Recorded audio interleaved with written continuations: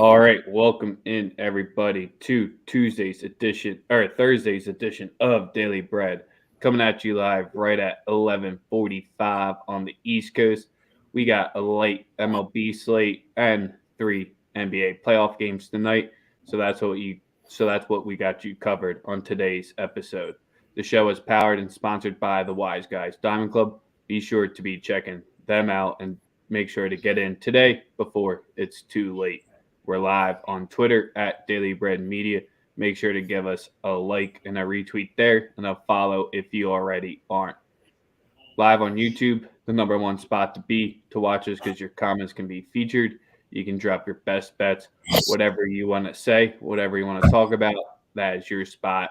It is all for you. But Sosa, how are you doing today? How do you think I'm doing today? Fantastic. It's a nice shirt you got there. Oh yeah.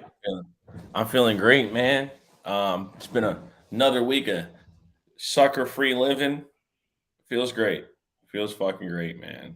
We saw the best big man in the NBA last night. End all of the country of Canada's dreams. So, Yep. That nice little smooth. Didn't even have to touch the rim once. Easy peasy. I mean, before that, the last two possessions at the end of regulation and the end of overtime were not great by any means. So that's always a big concern going forward. But I mean, the Raptors just had to make free throws, but they couldn't. So they hate Joel and James Harden for getting to the free throw line. But I mean, they're free. You got there. You could have closed it twice. Got scared. Yeah, well, really all it is. Like, there's no other way to put it. They had their opportunities to put it away, and they just couldn't. And that's what the better team does. Is if you're gonna give them two different attempts to finish it, it ain't gonna go well for you. Hey, like I said, Big 21 people were stupid enough to pick Toronto because they just don't, they don't like they don't like James Harden, and they don't like Doc Rivers. So they let logic get pushed out of the way because they just don't like those two guys. So what about the Bulls as their man Dan Sparks coming in here? Nice big upset win for them last night. And injuries are finally starting to surface, which we never want to see in the playoffs. I mean, Chris Middleton going down, but you just got to give him credit, man. DeMar DeRozan showed up, played great. They stole one from Milwaukee. Milwaukee may be in for a better series than we initially anticipated. I still think they're the better team, but I do believe that that the Bulls will make it a little harder than we originally thought, for sure. Yeah, Bud usually just owns within the division, and that's kind of where we expected him to have the cakewalk. He doesn't drop many whatsoever during the regular season in the division when everyone's healthy, but the piece of Middleton dropping out is going to be huge, especially since DiVincenzo, your guy, is now there in the Kings. It's Pat Connaughton time? You know what, man? It's just a matter of collectively finding a way to be better. I mean, their front line is just better. DeMar DeRozan, like you say, you just got to give it up. Last night he was on point, man. Didn't miss. Just made every big shot. He's got chocolate to that. Greatness was greatness last night. DeRozan did what he was supposed to do, and Levine gave him 20. They shot just absolutely terrible the first game. They did not repeat that performance, unlike that other fucking bozo in Brooklyn that everybody wants to, hang around his fucking ball sack. KD played like dog shit. Like, can we talk about that? Can we talk about KD getting shut the fuck down for 2 straight games and his stands not being able to admit that he just hasn't hit shots and he's looked like fucking dog shit? 4 for 17 ain't gonna cut it. 0 for 10.5 is not gonna fucking cut it. You could talk about other guys, but Kevin Durant, absolute no show when his team needed him last night. Kyrie Irving, same thing. Give Boston some credit. Played great defense. They continue to play at a high level, and that's what it is, really. I don't really have too many ways. I don't have like I know Steve Nash gets a lot of flack, and I'm giving him some as well for at this point. He sucks. All right, I was about to say, how much is it not under his control? Because he has like 3 to 5 NBA players on that thing that should be in the playoffs. The rest are 8, 9, 10 pieces that are just getting the run because of how thin the roster is. Sure, the Harden trade brought back 3 pieces, and one is supposedly coming back. We won't even get into that, but Ime and that Boston defense is just saying, Bruce Brown, if you want to hit 3 threes in the first quarter and you be the guy that beat us, go ahead. Again, Yeah, we're just I going to mean, make Kyrie. We're just going to foul Kyrie and KD and just make them pissed off and make anyone but those two beat us. Like Seth is probably their best chance of trying to finesse a game right now. yeah, He just good has luck to with have one of that. his unconscious games. Good luck with that.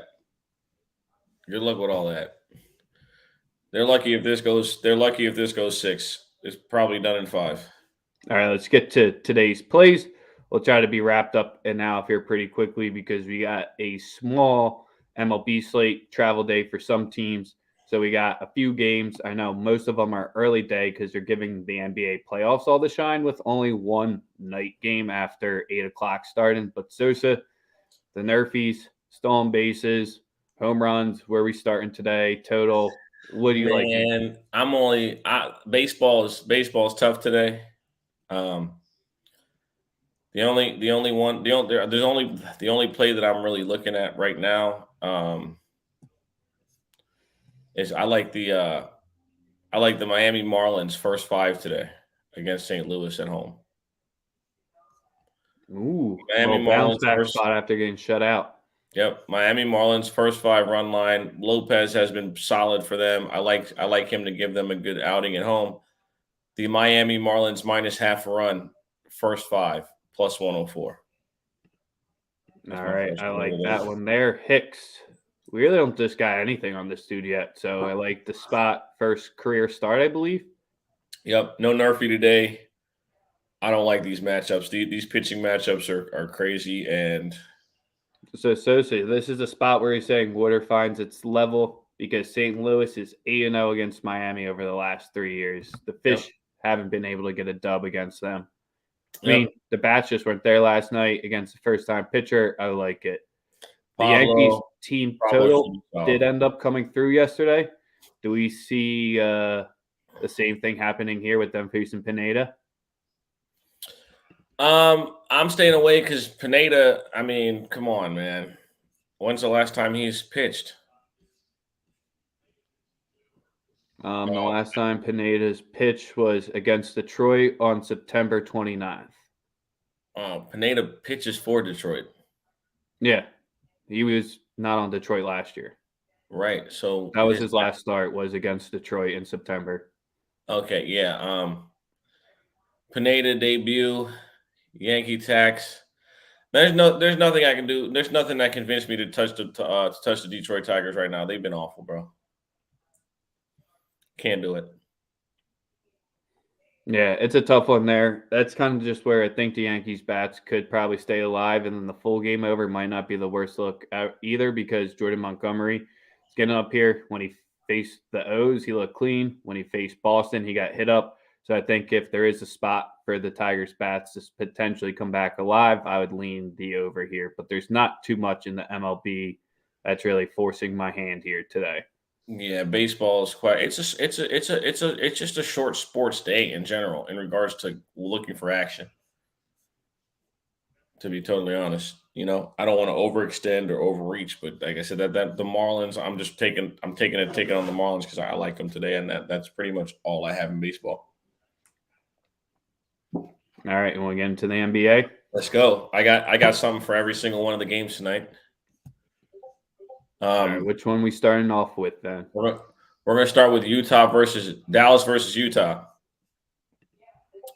I like Utah -7 tonight. I like them to go home, get some home cooking, hit their shots, and walk out of there with a win. I know that Jalen Brunson has been absolutely dynamic in this series, but I'm going to continue to.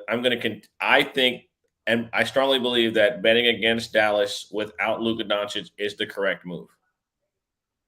It's. I like Utah to cover tonight. Go home, a lot of energy at the crib. The Utah of the last 2 seasons will reappear tonight. They're going to handle business at the crib. That's my firm belief. You don't think Luka comes back tonight? I don't believe so. Not He got on that plane without a boot. if he was coming back, they wouldn't be 7-point dogs. No, I know. That's where Vegas. You're 100% right on that aspect.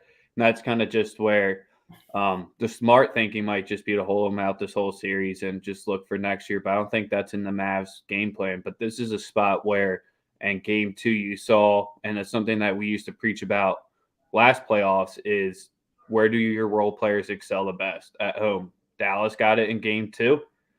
In game 3, I think the Jazz should get that bounce. Maybe Royce O'Neal will actually look like an NBA player tonight. Who the hell Jordan knows? Because Clarkson he's will ball been one of tonight, the too. pieces on that Jazz team that's just been lost. Absolutely. I mean, but again, this team has been in shambles for most of the second half of the season. So there's I don't think anything negative happening to them really surprises anyone. And you don't think Kleber's going to hit like 5+ threes again? I mean, if he hits 8 of them, then Cleaver. they'll win the game again for sure. All right, Grizz, T-Wolves. T-Wolves, 2-point dogs. It's kind of reminiscent of that Sixers line from yesterday where I think you're overthinking it if you want to back the Wolves here and you should just lay it with the Grizz. Is that what you're doing, or do you think the home dog is barking tonight? Grizzlies -2. Easy money for me. You saw it in second game. Taylor Jenkins made the adjustment that was required, which is get Steven Adams off the floor, let Jaren Jackson play defense against Karl Anthony Towns, and yeah, I think this Memphis team they were guilty of being rusty and unprepared in game 1. They corrected every single issue that they had from game 1 to game 2. Taylor Jenkins made every adjustment that was required, and they're a more talented team. I'm rolling with Memphis -2.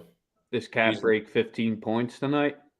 I beg your pardon? Does Cat break 15 points tonight? Oh, yeah. Oh, yeah. He finally gets over that hump? Oh, yeah. I was about to say, because his points are listed at for tonight. I'm trying to see how much of it's still 25.5. Even though he hasn't cleared 20 yet, they haven't taken any type of dip down on it yet. You can get Ant at 24.5, which is kind of just where the most surprising number that his hasn't taken the hit up. I think they both play well at home. I think it'll be a good game. I think that both teams put up points, but I think that Memphis during the second half will wear them down, and they'll make Minnesota miss more shots, just like game 2. And the home teams were cooking until last night and the first 2 games of the playoffs. But that's some good stats for my need money. Yeah, man. Those, like I said, I'm on the Grizzlies. It makes sense. I think and I just believe they're the better team. And picking the Grizzlies for me, obviously, is always contrarian because I love Minnesota, but I really think that Memphis comes out here and handles business tonight. That's just my firm belief. And then, are you lighting the 2 at the Warriors as well? Or are you gonna be backing Jokic in the squad? In this one, I'm gonna go the Golden State Warriors minus. Let me get the number correct for you. Alt line. -7.5 plus 185. They win the game by at least 8 points. The only reason I don't know what's up with the line. I mean, they're giving a lot of respect to a team that really has not been able to hang at all with Golden State. I don't give Denver too much love here. That Jokic pack should be in the air. No question. I just think it's more of the books assuming that Denver's going to get 1 at home. And they know, regardless of what it is, the public's going to come in on the Warriors. So that's why I just think it's more of what they're hoping for. But as of right now, we've seen it. Those 3, and the Warriors, if they're just 90% clicking and healthy, they make everyone else on that roster be a star and can't just compete with it. Bones is a rookie. People are starting to get up on him. I mean, he's a rookie in his first time that didn't start to get consistent minutes till the second half of the season, and they're expecting him to be able to hang with Poole and them. They're going back and bringing out Austin Rivers, and then, I mean, Campazzo still got the bench scrub minutes, but it's just when you're looking at those guards and you have to cover Clay and Steph and Jordan Poole, good luck when Monty Morris is like your best aspect. That's like my issue is there's just no one there for the guards that can give them any bit of like Yeah, they don't got it, resistance. man. They just don't got it, and that's what it boils down to. They don't got it. And Draymond is bodying the shit out of Jokic. Imagine thinking that he's the best center in the NBA. Did you hear Shaq threaten Kenny that he was going to get the pause last night on TNT? I didn't see that. I ended up. What was I watching? I watched some of that Chicago. I didn't watch too much of it. I was watching the Bomani Jones show on HBO. Game 3. I was watching that shit. It was just funny as hell because he's like, "What did Phil Jackson say to you?" And Shaq was just like, "Nothing. He just looked at me." And then supposedly Kenny was giving him shit for showing up late today, and Shaq was not having any bit of it. It was like one of the few times where Charles was trying to high five Kenny, was just awkward as hell. That shit was the best. Yeah, they're the best on TV. That's no question. But as far as player props, I might get into something a little bit later. But yeah, I'm on those 3 games tonight. I'm on those 3 angles. Call it Chalk City, call it Square, whatever you want. I just think that. I mean, is it Square when I Need Money dropped that? Usually the Hungry Dogs. I mean, maybe we'll see an upset this round, but it's looking like it is going to be. There's a reason why they're higher seeds. Hello. This ain't fucking Hells. This ain't the fucking NCAA tournament. We're not looking for 5-12 matchups. All right, here's the last thing because we'll get to it on tomorrow's show. But I know people are talking about on the timeline last night. The Pels are plus 255 for the series price. Any bit of action we should be putting on that, or do we just completely stay away from it? Worth the sprinkle, man. It's worth it. I mean, you saw this team look completely pedestrian without Devin Booker. Losing your best scorer, the guy who you can depend on to get a bucket late in games. This is going to be a much tougher series than Phoenix thinks. Jay Reach, I already got that plus 1,600. Shout out to him. He's one of our Pels fans with us. Yeah, that plus 255. It's like perfectly how you said it, worth the sprinkle, but I wouldn't go anything more than like a half unit on it whatsoever. Oh, I mean, bro, big. BI handling his business. I love New Orleans, man. I love New Orleans basketball. I love Willie Green. I love Brandon Ingram. I'm cheering for them. If there was ever a question as to what team I'm supporting, you know what I'm saying, it's 100% the Pelicans. Yeah, I was about to say if the Suns isn't this the same bozo that keeps picking KD to win, and then fucking disappearing when he loses? Isn't that the same fucking guy? I could have swore. Don't we know that guy from somewhere? Isn't he like on one of our fucking shows or something? Sometimes. Oh. Yeah, on Sundays during the football year. Oh, okay. Just checking. But that's going to wrap us up for today's episode of Daily Bread. We'll be coming back at you live tomorrow and Saturday and even potentially Sunday this week because we've been taking our Sundays off, but with the playoffs and prime action, we might just have to stop taking off Sundays at this point. Thank you for watching. Give us a like, give us a subscribe, give us a retweet wherever you're watching us. We appreciate it. Until tomorrow, we out.